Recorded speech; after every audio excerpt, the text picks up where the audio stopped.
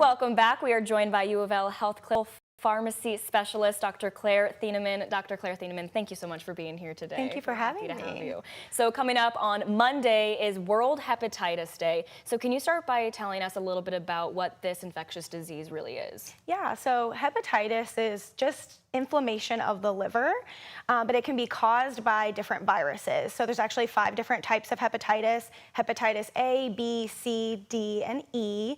And hepatitis B and C are what we see is most likely to cause our chronic infections. And what are some signs and symptoms that people can look out for if they do contract hepatitis? Yeah, so it's a little bit hard because sometimes patients have no symptoms at all. And then if you do have symptoms, many times they're very nonspecific. So it could be things like nausea and vomiting, it could be some fatigue, maybe abdominal pain. But signs that you have a more severe disease in your liver would be things like yellowing of the skin, yellowing of the whites of the eyes, as well as dark urine or pale or clay-colored stools. Is there any age group that's more susceptible to hepatitis? So really, specifically with hepatitis C, we see it in our younger patient population just because of some of the risk factors that those people are engaging in, but we really see it across the board.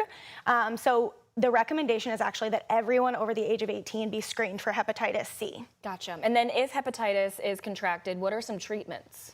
Yeah, so we have great treatments now for both hepatitis B and C. Unfortunately, with hepatitis B, you will be on lifelong treatment because we don't have a cure, but it's very easy to take an oral tablet.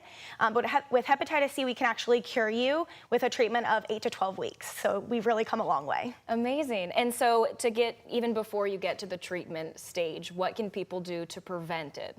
Yes, so the #1 risk factor for getting hepatitis, specifically hepatitis B and C, would be injection drug use, a needle stick within a healthcare setting, or unregulated tattoos. So really we want to make sure that we're using clean needles for everything.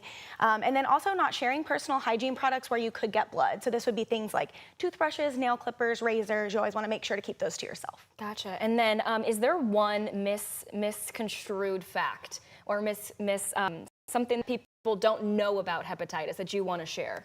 So I think probably the #1 thing is that it is curable. So I think that a lot of people think that it's a death sentence when they get it, but now we have these great treatment options. So you shouldn't be afraid to be tested because we can't treat you unless we know you have it. Gotcha. Well, Dr. Thieneman, thank you so much for being here. And again, this upcoming Monday is World Hepatitis Day to raise awareness. Thank you again. Thank you. You. Having you.